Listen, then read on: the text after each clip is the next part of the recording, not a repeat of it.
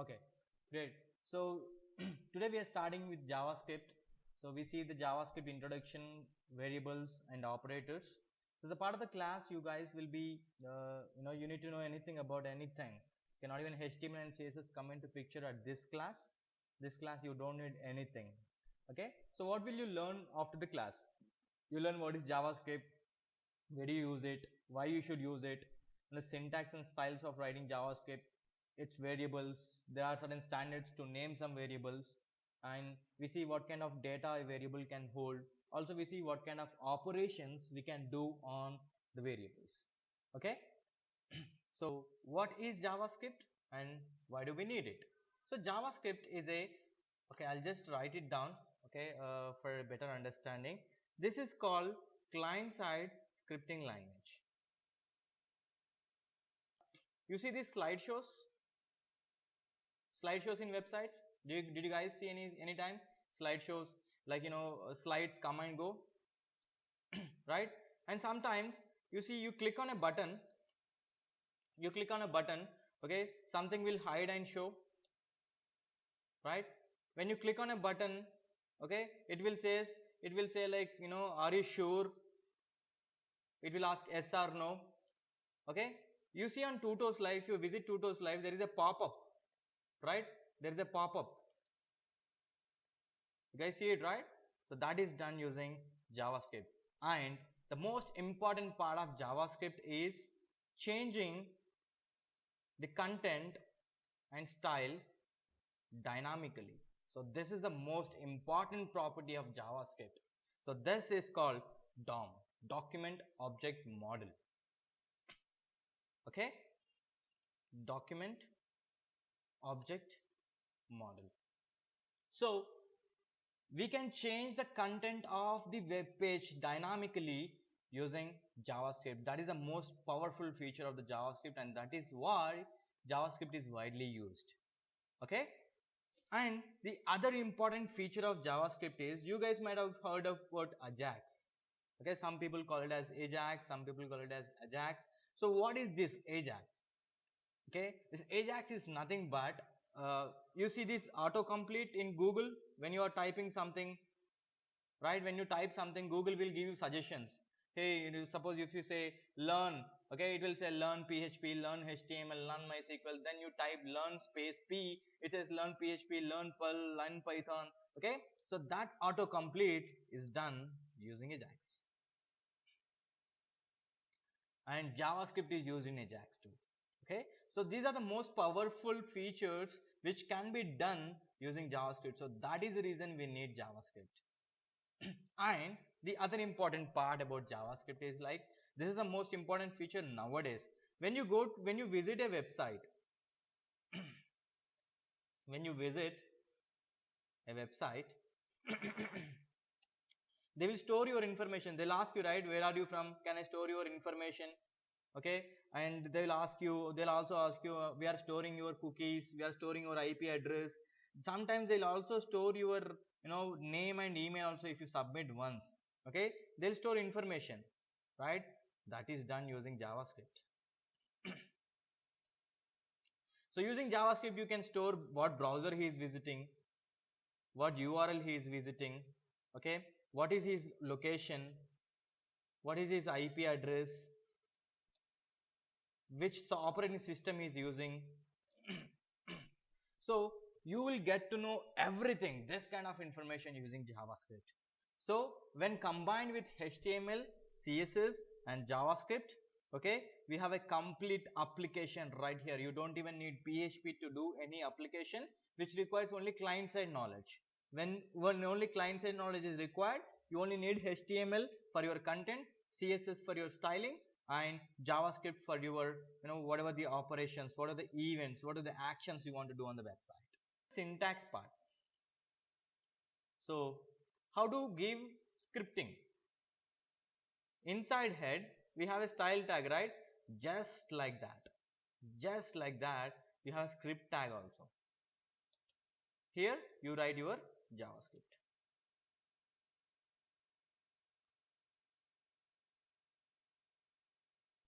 Okay, inside script only you have to write. If you write it outside, it won't recognize. The browser will understand the JavaScript only when it is written inside the script. So this kind of scripting is called internal scripting. Okay, this kind of scripting is called internal scripting, like internal styling. We have heard about internal styling, right? Which whenever we write style inside the style tag, that is internal styling. The same is with the scripting also. It's called internal scripting. Now there is an external scripting like external CSS. We have external scripting also, which is script. Oops, not style. I'm sorry. SRC equal to path to file and close it. You're not supposed to write anything inside, okay, because everything is included in the path to file. So this is called external scripting. External and internal.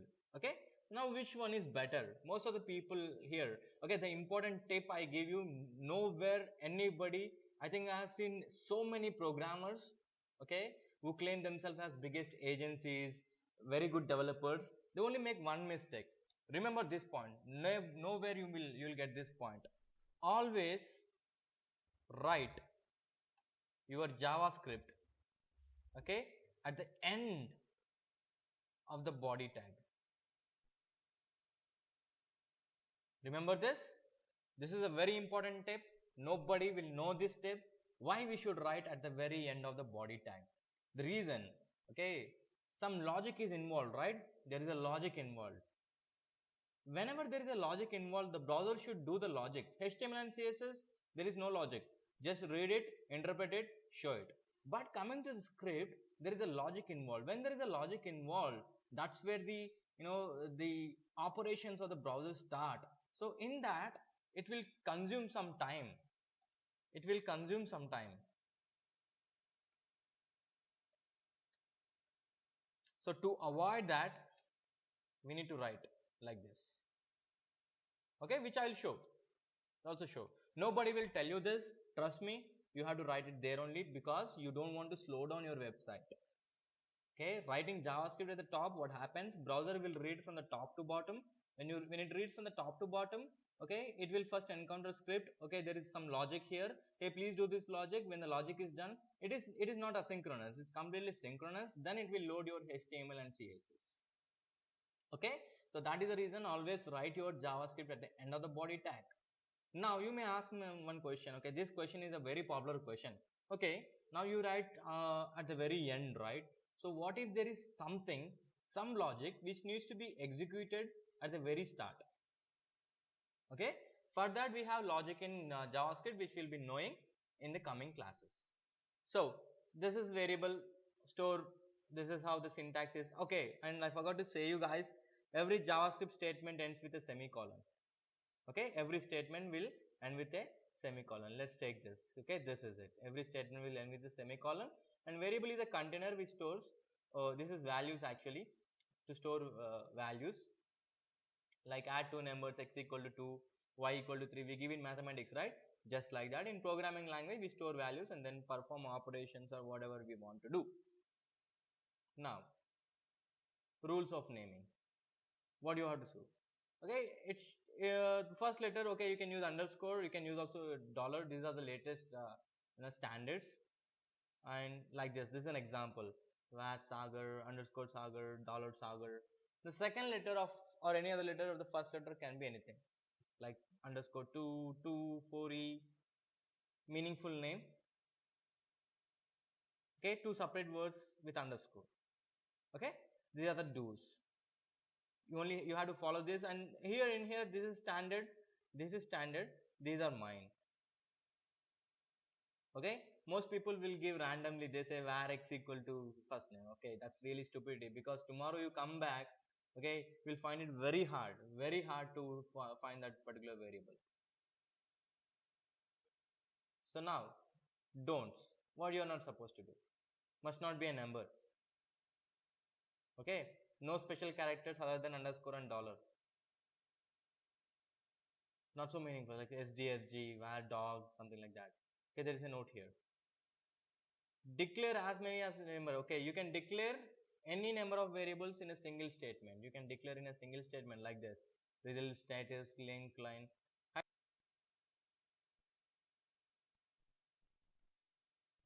Let's see. Different types we already told. We have string, number, boolean. Array and object are not typically data types, but they are a collection, and that's why they are called array and object. And we have null and undefined. Null is again not a, a typical data type, but undefined is also not a data type. The data type which is not defined is undefined.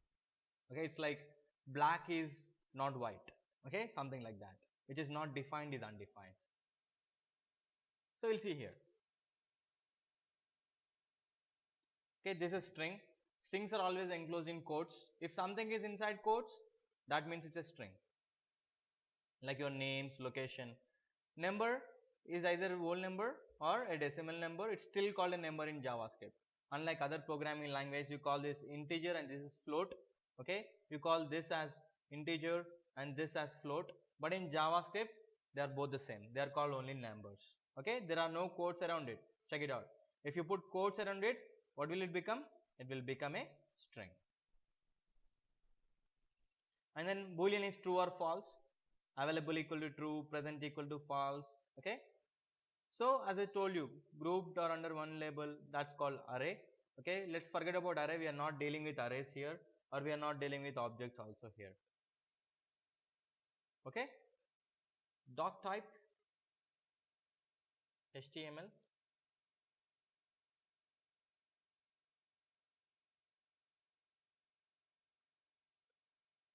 Okay, you guys can see it, right?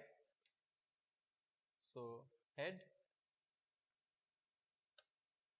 and a body. We don't need a body in JavaScript. We don't need a body actually. We need only the head part, because JavaScript will be written inside the head. So title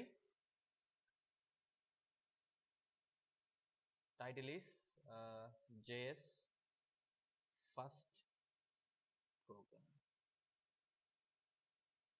Okay, as I told you guys, you have to write, at the very end. You can write inside script also, but this is a very good practice to write script at the very end. So we are doing internal scripting here. Okay, we are doing the internal scripting here. So script, now as I said, var first name equal to Sagar. How do you see the output? How do you see what is there in the first name? Console.log, use the variable name. Okay, so just to show something here, I'll write something h1. This is a JS program. Open your console and see the output. So let me save this. So we save it in our regular folder. I have made a new folder today. This is the first program. So I call this as let's say first.html. Okay, still you have to give it as a HTML extension. Okay, everything, scripting, CSS, everything comes inside the HTML only. First.html.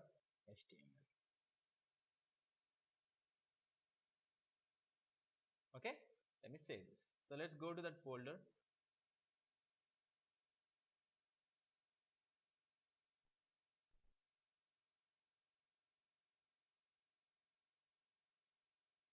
Let's open. Okay, what does it say? This is a JS program. Open your console and see the output. How to open the console? Right click, say inspect element. Right click and say inspect element. You see this console here? Go here. See, it's outputting. There's an output over there, Sagar. Right? So let's just style something. Okay, I'm a style freak actually. I really love styling everything. Here, let's style the body.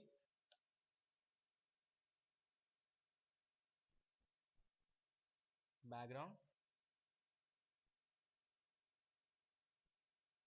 Let's see here. Okay, the background has come. We can do more styling, but for me that's enough.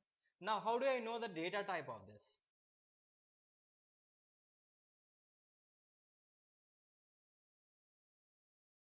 It was live with a variable. Okay, now I'll say console.log type of tutos live. What is the type of tutos live? Any answers here, guys? This is an interview question again. What is the type of tutos live? Null. Okay, any other answers? Okay, so yeah, let's see the type of tutos live. Undefined. So in JavaScript, the data type is defined by the value. Unlike other programming languages, the data types, the variable's data type is defined by the value it stores. Undefined. Okay, so if I say this